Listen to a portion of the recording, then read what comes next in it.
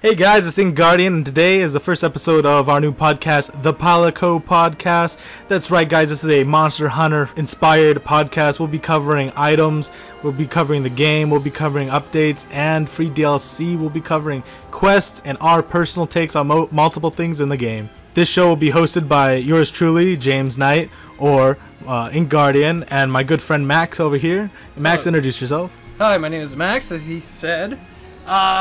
I'm very excited for the new Monster Hunter Cross game with the new upgrades, the weapons, the armaments, hopefully new monsters, and I'm very stoked about this. This is my very first official podcast, so bear with me, I'm a little shy, so, yeah. Which is totally fine. I've been doing this for a couple years now, so I kind of have a little bit on the ropes on how to do this stuff, but yeah, let's get started. So let's in this episode, let's cover like how we all started playing Monster Hunter. Since there's only two of us, this shouldn't be too long. But personally, I started when I was about 13. I picked up my cousin's PSP, and it was loaded with a copy of Monster Hunter, I think Freedom Unite. It was one of the original ones. I think the second one in the series. And all I remember is picking the dual swords and beating the crap out of some dinosaurs. And then what, if I remember correctly, was probably some Jaggies or something came over and raped me. That's all I remember. After that, I never touched Monster Hunter. I didn't even know what the name was of the game, so I mean I couldn't tell you. And then I rejoined the Monster Hunter world during Monster Hunter 3 Ultimate, and I was just addicted. It was amazing. I enjoyed it a ton, and I just can't stop playing. We're now on Monster Hunter 4 Ultimate, and I'm looking very forward to Monster Hunter Cross. Well, with me, I picked up the first generation Monster Hunter game that came out on the PS2. With me, I was introduced to the game by one of my friends back in high school. This was back in like 9th grade, and I loved it. The whole concept that you actually have to hunt for your materials, you have to mine, you have to use bug nets to catch insects and all that. It was awesome.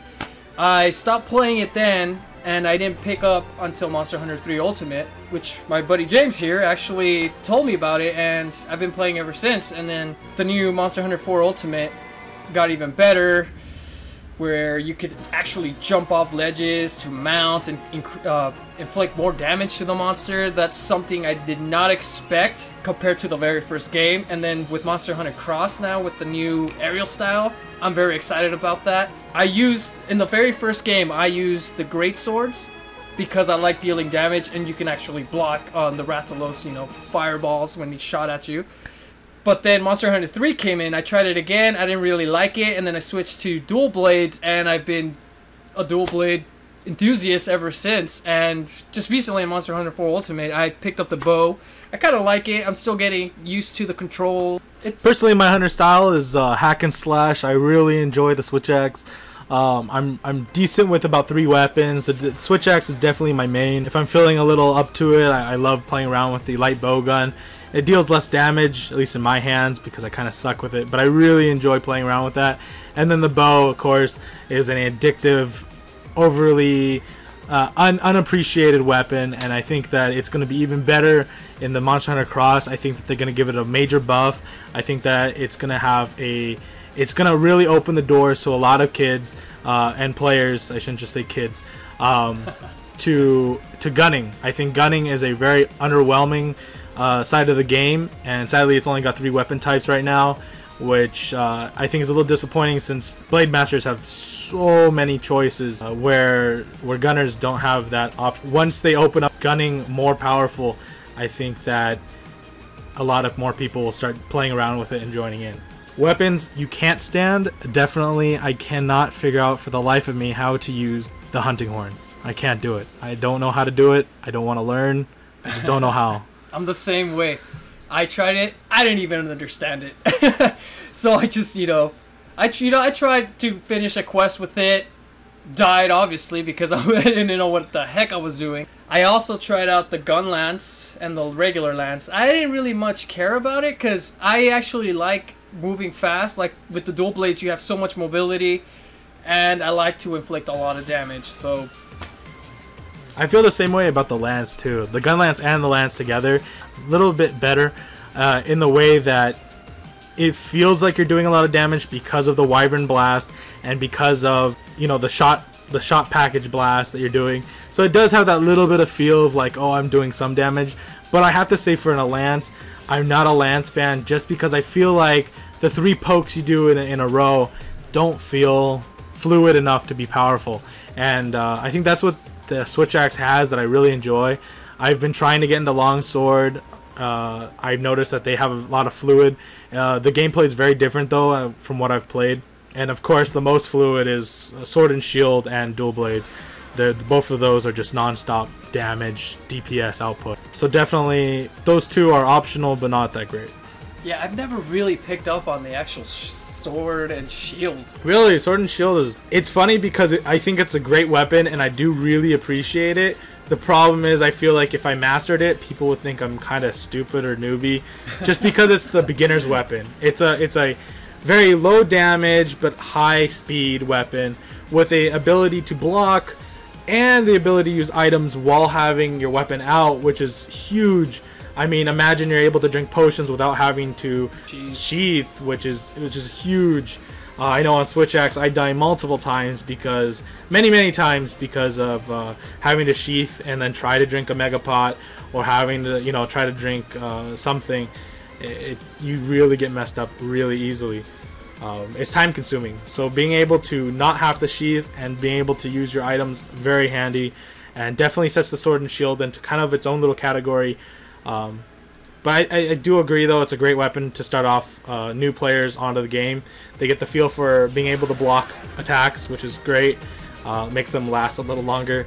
Yep. And then and then DPS, obviously it shows them how fast you can hit. No, and I actually agree with you. I did, you know, with the first gen in Monster Hunter for the PS2, I did try out the Sword and Shield because that's what my friend, he told me to try it out and then go from there. And then he started talking to me about the Great Sword and he helped me modify it. I liked it. It inflicted a lot of damage, which helped with the bigger monsters. But like I said, I prefer the Dual Blades because I like fast mobility. It doesn't do as much damage, but you get so many cool combos with it. It's ridiculous. Well, in the status effect, the way statuses work is the more times you hit it, the higher percentage you have of inflicting a status attack. Therefore, with Sword and Shield or Dual Blades, you're going to be inflicting a lot more status damage, as is if I was using a Great Sword, where I'll be only hitting once in a while. The new maps. So in Monster Hunter 3 Ultimate, I loved the maps. I think that 3 Ultimate and I guess Tri was the same maps. Yeah, I think so. I didn't play Tri, but I'm pretty sure Tri was the same maps, exactly the same maps. And I thought they were gorgeous. They were done properly. They were pretty. They were fun to look at. I remember going to the forest. It felt good. Especially fighting the Nagakuga up in the forest, the rainforest. Yeah, that one was awesome. Was a great map. I love that map. And fighting him in the forest really felt great because even though the trees, you know, your sword and weapons will go right through the trees, it gave you a depth of like, you know, you're in cover, you're in the bushes, and there's a freaking Nagakuga trying to kill you. And I think it's nighttime too. And yeah, awesome. And it's nighttime, and his eyes glows when he goes in rage mode. It was very in depth, and I really enjoyed that. And there was a lot more shortcuts and Easter eggs kind of to find in Monster Hunter 3 Ultimate, and that's one of the aspects that really grabbed me. I feel in 4 Ultimate, they tried really hard to kind of make up for their sins on the underwater battles. And by doing so, though, they kind of cut our maps kind of short.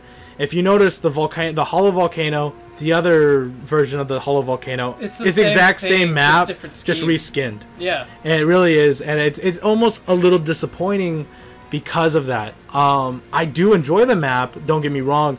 I just feel that I got kind of shortchanged on the maps, because it feels like I'm fighting pretty much in the same arena constantly, and if I can count right, I think there's only 4 to 5 different maps in Monster Hunter 4 Ultimate, which I would hope there's more.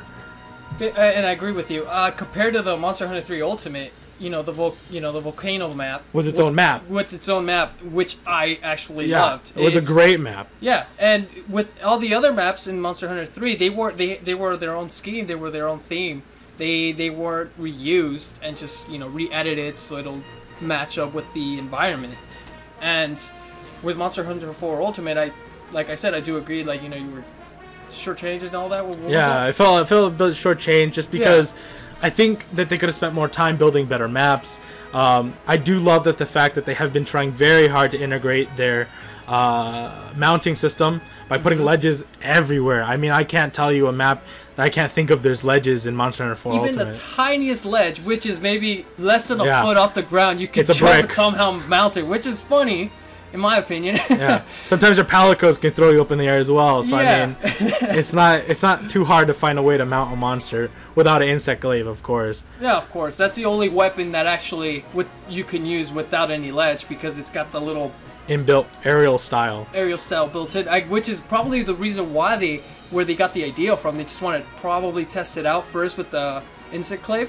Which I felt, I'm not a big insect glaive user. I have used it a few times, and I have to say, every time I use it, I beat my new record. I always beat my old records with it. The problem with it is it's way overpowered, and I do love it. I mean, I think it's really cool and fun, and I always thought a two-handed bow style weapon would be really cool to have in the game. But I think it's really overpowered. In the next Monster Hunter, I have heard rumors of people that have played the demos that it is toned down, which is expected because either you're going to bring all the other weapons up a notch, or you're going to bring Charge Blade and the Insect Glaive down a notch due to their just ridiculous output. They had total DPS, and they're great. I love watching videos with them, and I love people's style of them.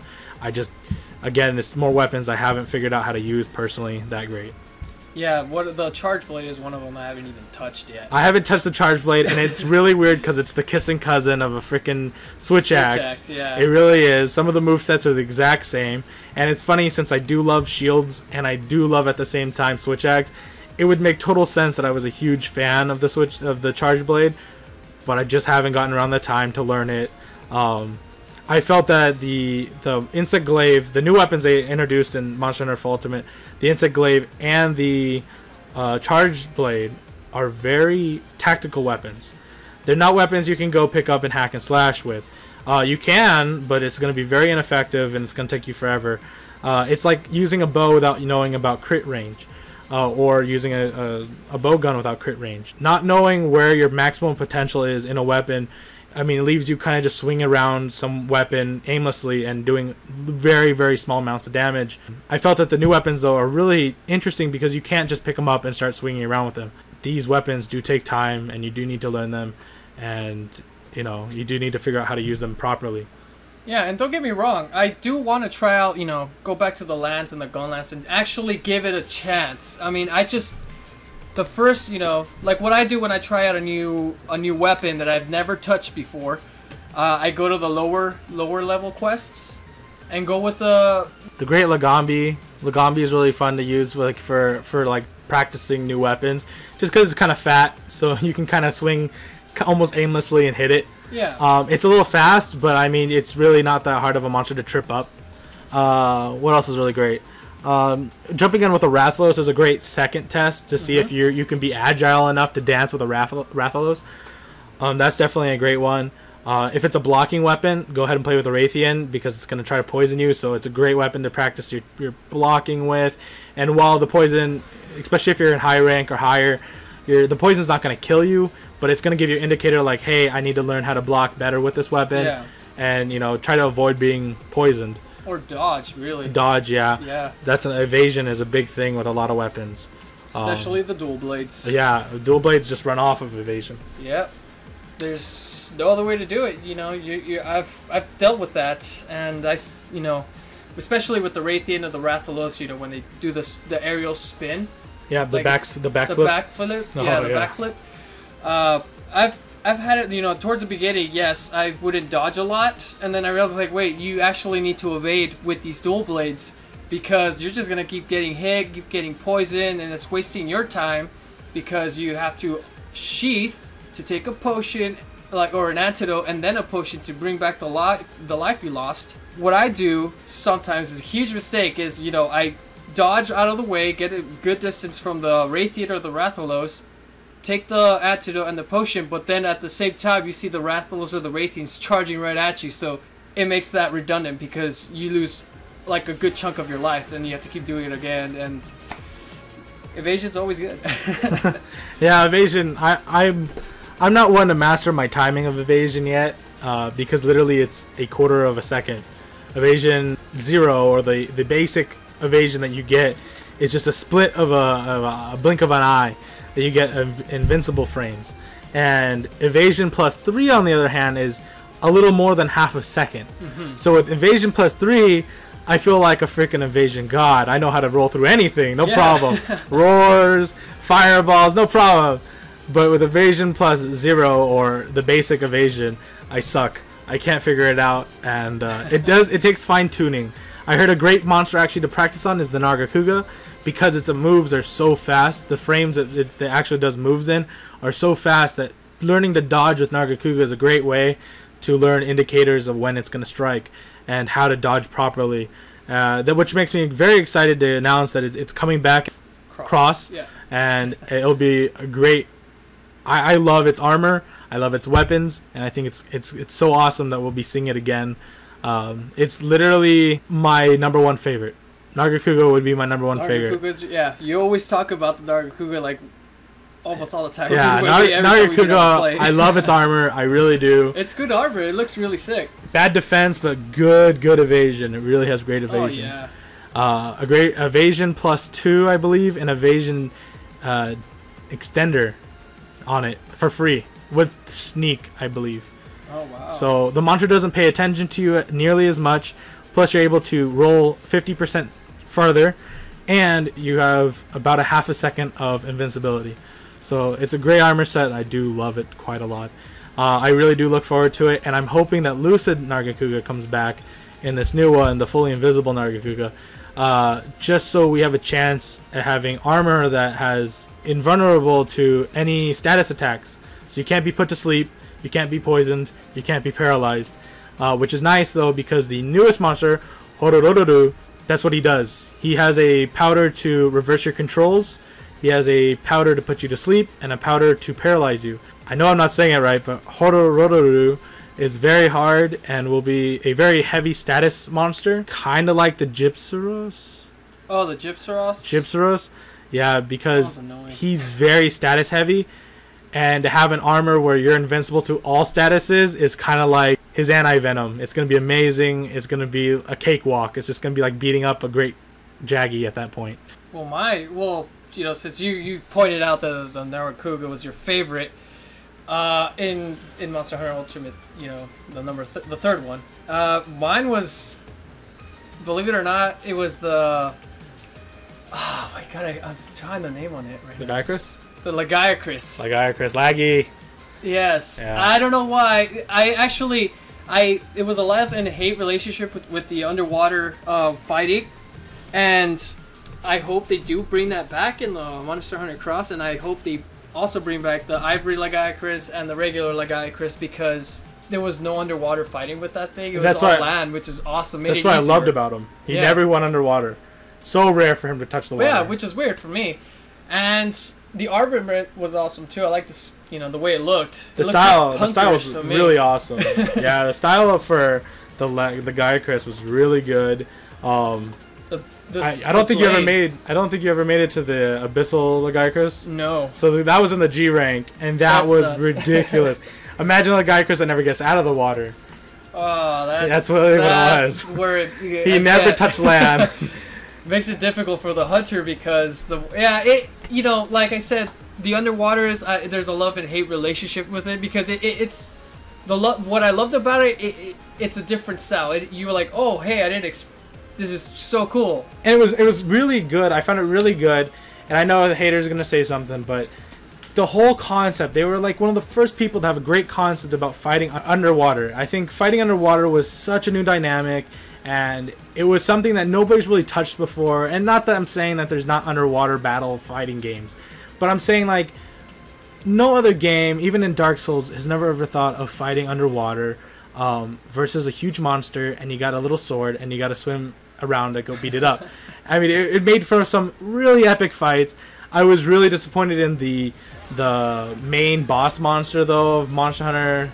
It just shows though it wasn't a very memorable boss battle like Lagiacrus was. Lagiacrus, you fought him literally right off the bat. I think like your first underwater battle, you run into him. You can't actually kill him, which pissed me off. Like the first time, yes. I played him probably 15 times. 15 times because I thought I could kill him. And I kept dying, and I couldn't understand why I couldn't kill him. He was literally just there to piss you off. Yep. I think it was like a stupid like gathering quest, and he was literally there just to piss you off. Yeah, or you were supposed to fend him off first. Oh yeah, you had to fend him off. You had to fend him off because I don't know, that's what the mission called for, and then you moved up to the second rank, and then I think for like the regular guild quest. Yeah. Yeah, if finally in the guild quest you got to kill quest, right? Yeah, that's what you switched from the second to the third. The urgent quest, I think that's what it was. The second one, yeah. For the urgent quest. Oh, it's been so long now. Yeah.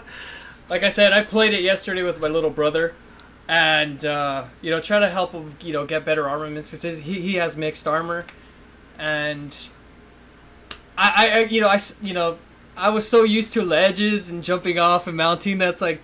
I go back to Monster Hunter 3 Ultimate and I'm like, this is so slow, and like, this is crazy, but it made it so much enjoyable. I'm not gonna lie, because it got a little bit more technical, even though it's the same controls and all that. But still, I think there was more movement. You have more freestyle in Monster Hunter 4 Ultimate.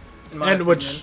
What brings up another great point is I'm a Switch Axe user, but I never ever mount. I'll mount from time to time if the opportunity shows itself. But I'm not going to purposely climb a ledge to try to mount. If I happen to be on a ledge and the monster's under the ledge and I happen to fight off the ledge, like keep hitting the fighting button off the ledge and I do mount, whatever, I know how to mount and I know how to, finish the job. But I'm not going to go climb ledges to go mount. And I don't understand it. Like, it's what I do. It's free traps and I get that. It's free trip ups, which makes for better DPS. But personally, when I'm playing, especially solo, I'm not gonna freaking go mount for you. I mean, I'm not gonna help anybody by doing that, and I'm gonna hope that my cats do their little F-bomb routine and they mount it, so I don't have to. I do it all the time. I love it. It's so much fun because you're just like it's like you're riding a bull. It's like a rodeo, and I do plan to mount Nargacuga though. I hear, rumor has it that the gameplay that they're allowing people to play, the promotion in Japan. Nargacuga has all new animations for its writing. It's all different. It's not a retextured of the third game? Tigrex. Oh, the Tigrex? Yeah. Because a lot of people thought, because they're very similar builds, if you notice. They're both hunched over. They move fast. They're very fast. So a lot of people thought it was just going to be a reskinning of that ride. And I'm very excited to hear that it's not a reskinning, and he does very different things. He's very more agile here. And I look so forward to it. You guys don't even know how much I love Nargacuga. My second favorite, though, very closely behind Nargacuga, has to be Lagiacrus as well. I have ridiculous respect for Lagiacrus, just because for months I got stuck on the hero quest. What was it? The Mark of a Hero. There's a quest at the end of Monster Hunter 3 Ultimate called Mark of a Hero, and it was a ridiculous, and I mean ridiculous, quest. It started you out fighting a Ivory Lagiacrus G rank with G rank health and I think high rank damage. Wow. Then it throws you into a, right afterwards, without letting you go restock or anything, you have to then immediately after that fight at the exact same time and a Zero Rathalos and a Brachydios at the same time. Oh, that is scary. And you can't bring anybody with you. It's just you. So you couldn't even bring the. I think you can bring Cha-Cha. Cha-Cha? But I mean, they died literally. They died so fast. That wasn't even funny. They're high-powered monsters at that point. High-powered. Don't worry. I like the Brachydios. It's. What in Monster Hunter 4 Ultimate on the regular quests, I actually proud to say that I actually bested it. I defeated it, and I was super excited. I jumped up, screamed with joy. I was like, "Yes! I finally defeated it on my own. I don't need anybody else's help." And honestly, it's a huge accomplishment. You get euphoric, when you defeat your, a really overpowered monster on your own compared to, the online option. Where we can have help. When you have help from like G ranks and Yeah, anybody can help you. anyone can help you. Yeah. Which is also, but like, the crazy thing is, Mark of a Hero took me 3 months to beat. Wow. Every night I'd play it at least twice before bed, and so I'd stay up every night, literally to 1:30 a.m. trying to beat it in bed, laying down with the 3DS. And every night I died. Every night I lost. And I think another respectful reason why I love Nagakuga Armor so much is I beat it with Brachydios dual swords and a full set of Nagakuga Armor. Nice. I was able to learn how to dodge every single freaking move, and I beat that quest. It was a ridiculous accomplishment. And I just remember at like 3 a.m. jumping out of bed, doing a couple fist pumps, and then going the hell to bed after beating that. It was one of my most proud Monster Hunter accomplishments. But see, that's what makes Monster Hunter so great. What makes Monster Hunter great is that even if you get stuck on something, and you go and you don't want to defeat what you're stuck on, so you go play with your friends, you help your friends out, you help them grind for armor, you help your friends go grind for some gear, and you still can't beat that urgent quest, or you still can't beat that final quest. It's a great game because you're not stuck there. This isn't Kingdom Hearts where you're stuck at a certain boss room until you pass it. You can stop doing that boss, you can go focus on other things, you can go stock up on potions, you can go stock up on gear, and you can do that quest over and over and over and over, repetitively as hell, until you get it. And I think that's what makes this game so different from everything else. This isn't a first-person shooter, so we're not going to even compare it there. This isn't some chess game. This isn't LOL. This isn't World of Warcraft. This isn't anything like that. It's its own different game. I know a lot of people say it's a lot like Tokaiden, which it has some aspects, but I don't think it's nearly the same. And they also say it's a lot like Dark Souls, which again I don't think it's nearly the same. I don't see it because I don't get, when I played Dark Souls first time, I didn't get the same feel, and I've heard a lot of people like you and online as well, reading articles, and some people compare it to. It's like it's got its own feel. It's completely different. It's unique. Which isn't a bad thing. We're not saying any of these games are bad. No, by any stretch of the imagination. We're not saying that other games are bad. We're just saying that Monster Hunter is different in its own right. It has its own feel, and I love one thing. I'll end this off on this. I do absolutely love Monster Hunter's and Capcom's sense of humor. They have a ridiculous sense of humor in this game. You'll see it all throughout the whole franchise. Your freaking pet is a pig that you can dress up in costumes. Mine's a little sombrero poncho combo right now. See, mine is dressed up as a freaking watermelon with a little watermelon butt. Yeah. But I mean, they have such a ridiculous sense of humor. They have freaking cats are your best friends. They help you out in armor. Palicos, like us, are ridiculous. I mean, and they have their own armor sets. They have their own armor sets and their own skills, which is hilarious. The cooking scene inside the Monster Hunter 4 Ultimate is hilarious. It's a little Chinese walk jockey cat who makes you food, and I mean, it's so cute. It's like Cooking Mama. Yeah, it's like Cooking Mama, and I love their sense of humor. I think it's great. It is. I think they did a great job. The first time you fight the Zamtrios, the Zamtrios, you remember your cats try to take it on, and then it turns big and scary, and they're like, "Oh hell no!" They run away. So, I mean, this game has a ridiculous sense of humor, and I think it's also a great way to branch into Japanese humor, because I think a lot of Americans and Westernized people, UK, they have a really hard time grasping Asian humor, and if you really break it down, Asian humor is very simple, but it's all about the mentality. And I think that Monster Hunter is a great way to relax because it has a great mentality. A recent poll in a gaming article showed that Monster Hunter has the friendliest following. We are more than willing to help you out. G-Rank, or you will notice that G-Rank players are more than willing to help out, Star 1 players, low rank Star 1. They're more than happy to help you out, help you start grinding, get you to the next level. They'll give you tips and hints. They'll heal you when you're down. You're going to notice these things. And Monster Hunter, I think, will grow into a bigger and better franchise the more it moves to the West.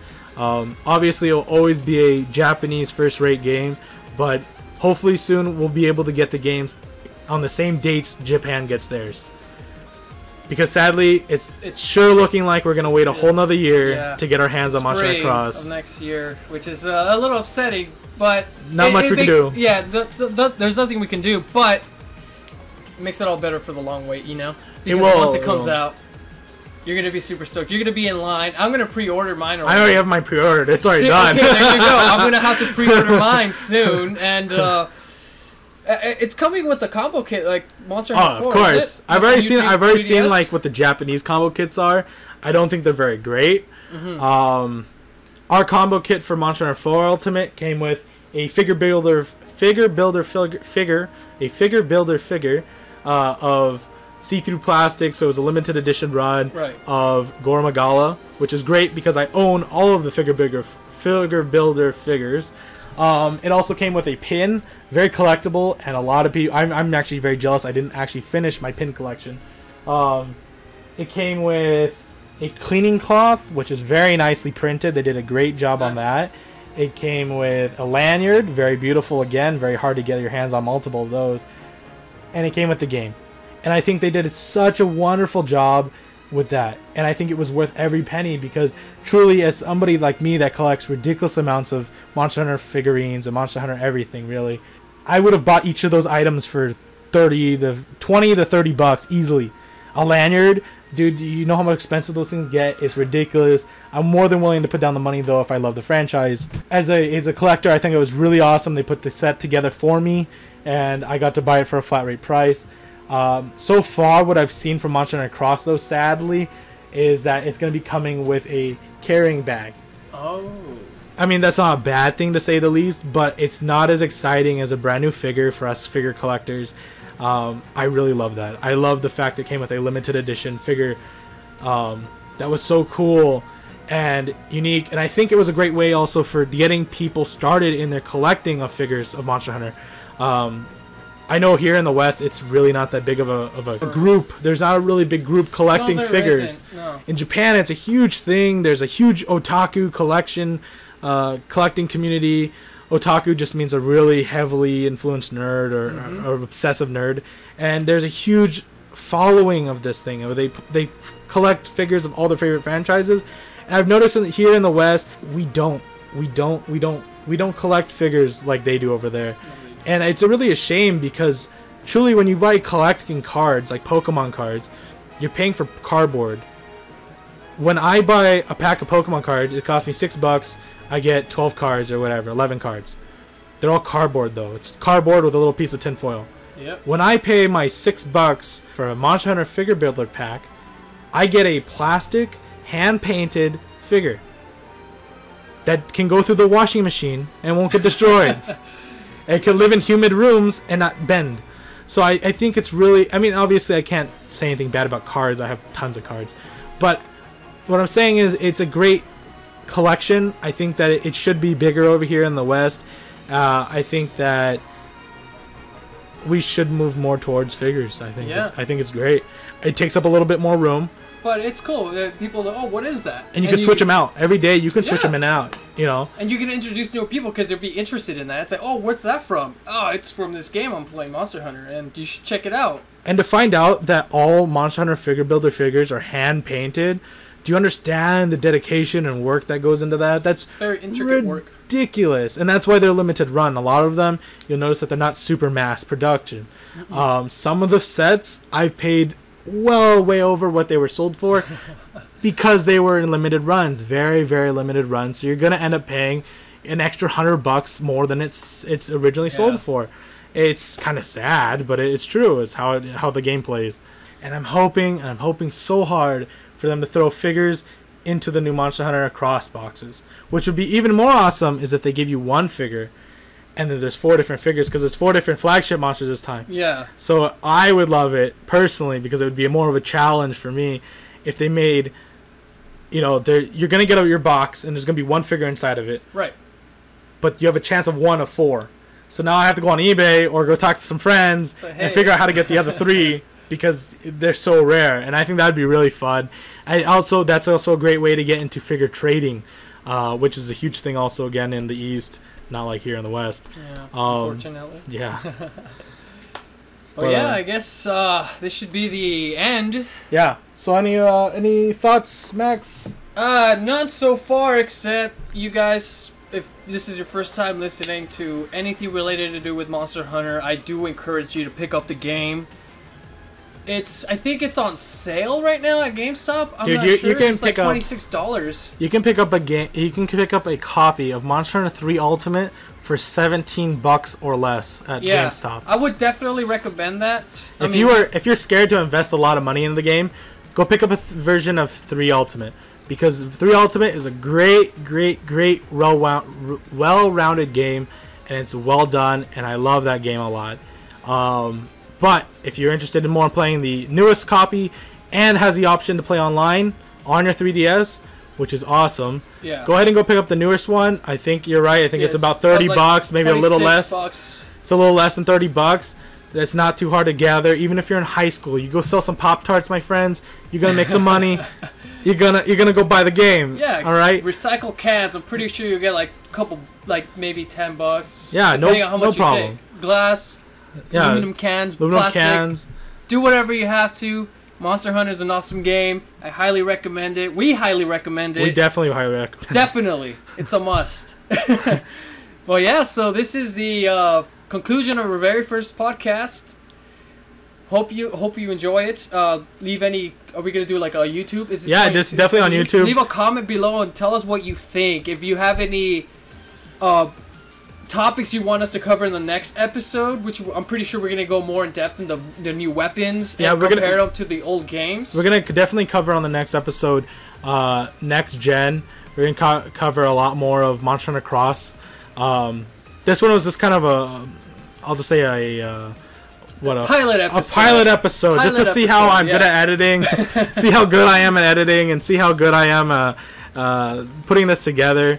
Of course, if this sounds like crap, it's because I'm bad at editing. So I hope you guys have enjoyed. Criticism is constructive. I should rephrase that. Constructive criticism. Yes, constructive criticism is very, very, very much appreciated. Big time. I'm not going to take it offensively. If you guys say you suck, I can't do much about that. If you tell me I suck because of your mic quality or because of the way you guys don't have a format or something like that, I can fix that. Yeah. I can't fix I suck. We are only human. Everybody makes mistakes. We're very up and up on this. We really want to join the Monster Hunter community. We really want to improve the Monster Hunter community. Not that we're saying anything's bad with it right now. We just want to make it more available for people here in the East or in the West. I would love to... I want to spread the word of Monster Hunter. Me too. I mean, I'm not going to go door to door spreading the word, but... Have you heard of our Lord and Savior, Lagiacrus? The Great Lagambi is coming back soon. Yes. But you know what I'm saying? We want to help the community. We think that the community is very important of this game. I watch plenty of YouTube videos and Monster Hunter programs. I love staying up to date with them, and I think that me and Max have a great friendship. I think that our bro chemistry can really bring something to the table in the community. We can be a half-hour long, 20-minute long podcast once a week. I think that'll be really cool. We're gonna get dates ready. We're gonna do other stuff too. Don't think this is gonna be a boring rant every week. No, we will answer questions on the comments and all that too. You know. Just help us out. We help us to help you, and vice versa. That's how it is. I think the thing that you guys should all take away from this, besides my name is James and this is Max, that we are trying to improve the community. We're trying to build a community, and Monster Hunter Cross for the West, definitely. Yeah, so we are here to spread the stoke. Alright guys, thank you for tuning in, and I've been James. And this is Max. And thank you so much for listening. And again, any criticisms, put them down in the comments below, and we will read them and try to improve on our next one. Alright guys, have a good one, and good luck on your carves. Good luck, doodles.